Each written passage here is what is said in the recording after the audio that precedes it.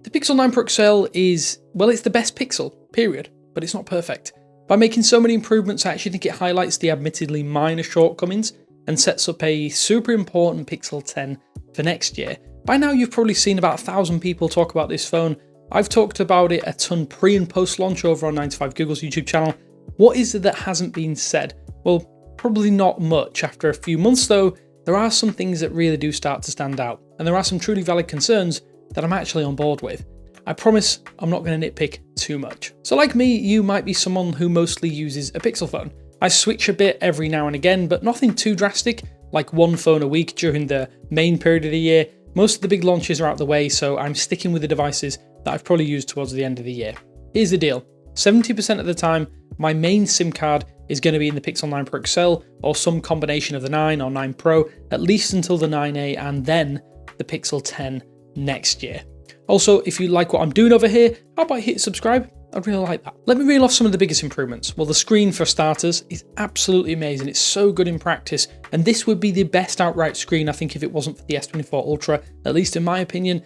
For me, it's that anti-glare coating on the S24 Ultra, why that one takes the cake. That said, this makes me want to use the phone more. The max brightness level is unreal. I haven't had a single scenario where I'm worried about seeing what I need to see on a phone. Maybe the minimum brightness could be a tiny bit low, but for all intents and purposes, this is borderline perfect. The haptics, dare I say it, they're the best.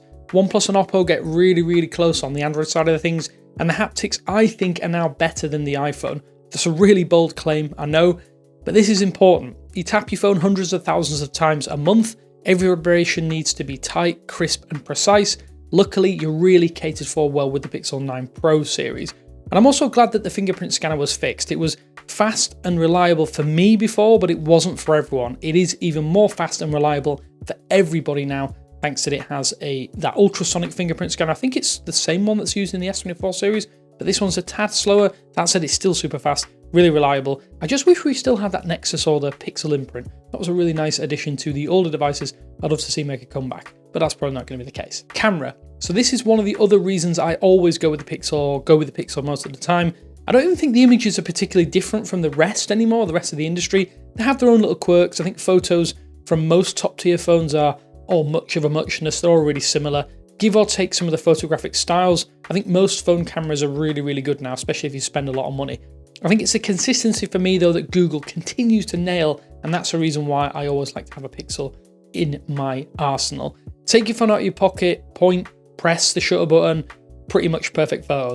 That's all there is to it in the grand scheme of things. I do think video is a little bit different, but it is what it is. There is an over-reliance on video boost, but I do think video boost irons out some of the little quirks in videos, like the weird lens switching issue.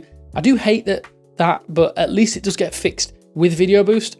I do also wish that we had log profiles or a pro mode for the video modes, but video is good. It stands up with the best. It's just nowhere near the best. I would say don't shoot 8K as well unless you're happy to wait hours for your video to process and can deal with the mega file sizes. It is neat that it's here, but just stick to 4K. It's very competent. That's my opinion. One of the only potentially frustrating elements with the camera system is that there isn't really a quantum leap. Then again, this is great news if you have a Pixel 8 Pro, which I did as well, and I still happen to have one. The fact that you have practically unchanged cameras means parity, at least for the most part, apart from when you get into video modes. I am tempted to start using apps like Zero Cam because I must admit I am starting to get a little bit tired with over-processed images. The Pixel 9 Pro XL doesn't really over-process, but are these images true to life? I'm not as sure as I was anymore. At the end of the day, I do think the photos are still excellent, especially at nighttime. Night sight is awesome, if a little bit unrealistic. Do you care? Probably not. I can't really blame you. Zoom is also one area where we could do with a bit more of a boost. Zoom enhance, well, pretty trash to say the least. I'm very disappointed in that feature, especially there was a lot of hype around it. The luckiest aspect though is that 20 times pictures on this camera, pretty darn good. The things do start to get a little bit messy beyond that, so avoid unless you like messing around with zoom cameras and want to get a view of something from far away. The updated selfie camera though, I think that's sharp as hell.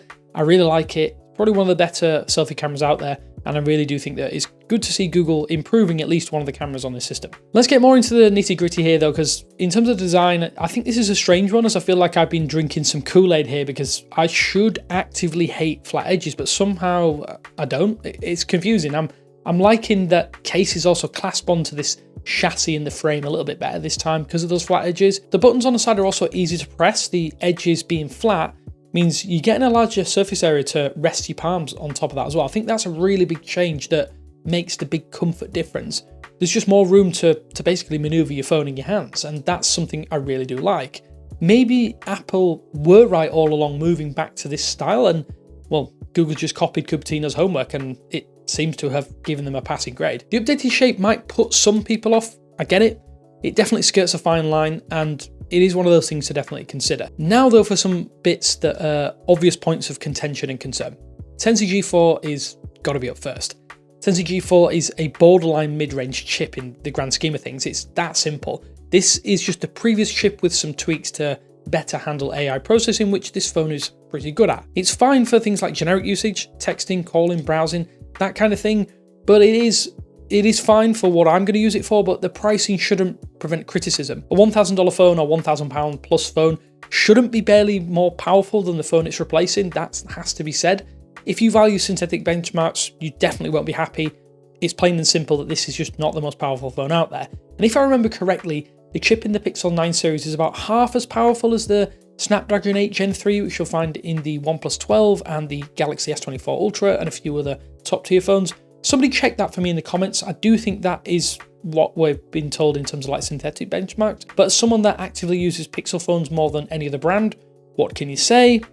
It's pretty awful. At least we do get 16 gigabytes of RAM. It does help, but probably not as much as a true high-end chip probably would in terms of the actual performance levels. The other point of contention that oddly I agree with more than the actual chip itself is the storage is still UFS 3.1 rated. So just changing this one thing would have been very, very sensible, at least in my opinion. Don't get me wrong, loading times and whatnot, they're good. They're fine as they are right now. They could just be better. And I'd liken this to get an old PC getting an upgrade from a hard drive to an SSD. That would really make a big difference for longevity. And yes, it won't close that vast performance gap, but at least there would be a bigger perception of speed when you're loading applications and transferring files. At the end of the day, it is a big oversight from Google. And given that Google also wants us to believe that this phone will be supported in 7 years' time, and there is no real reason to doubt that just yet, faster storage probably would have been a sensible design choice, at least in terms of the internals. The final potential sore point that I hear a lot is the charging speed, and while I will say the battery life is actually decent, it's not quite industry leading. My real world experience has been on a par with the Galaxy S24 Ultra. I don't really worry about lifespan, put it that way. The problem here is that the 37 watt rated charging ain't it. It's actually closer to 33 watts in the real world, which is not exactly fast now, is it? I've started actually charging to 80 to 90% rather than the full 100 because now it takes so long in those final stages. Oh, and on top of that, you need a compatible charger separately or buy one separately, or you're stuck at 27 watts with the older charge brick. And I think that's a little bit of a kick in the teeth, especially as Google are advertising this with the 45 watt charge brick that you can buy from the Google store. And I did, and it doesn't even charge at 45 watts. Here's the deal. I actually think that the Pixel 9 Pro is better than the sum of its parts. I picked it up at launch with a trade-in deal, and the major reason I like this phone is the software experience. I can't really deal with anything else by this point in time. Google's unique version of Android is what I'm used to, what I'm accustomed to, and what I like. I like day one updates, I'm excited by them, and I cover them in my day job. On top of that, Pixel Screenshots is, in terms of AI features, it's probably the best I've used on a phone, at least in my opinion.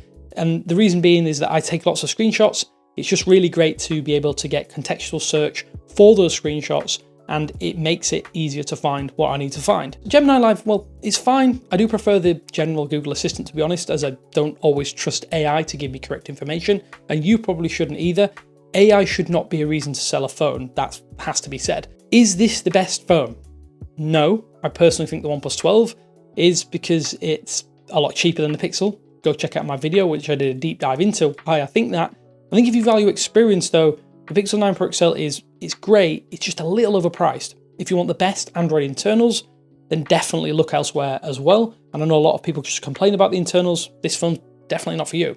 I appreciate this is going to be a terrible end to the video as well, but considering the improvements, it feels like the Pixel 10 is going to be set up for success next year, more so than the 9 was this year, and the 8 series left things in a solid position too, despite some of its own grumbles. Here's the deal, the nitty gritty, the right down to the wire here. this is the best Pixel to date in lots of ways, but there are definitely some cracks that could become more pronounced over time because there is a 7-year support window touted here.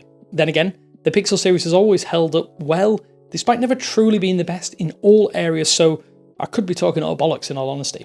Here's my final 2 cents though. If you want the Pixel 9 Pro XL, I think you'll like it because we're not trying to work out where it might fail. It's good. It's not groundbreaking. Just please, please don't pay full price.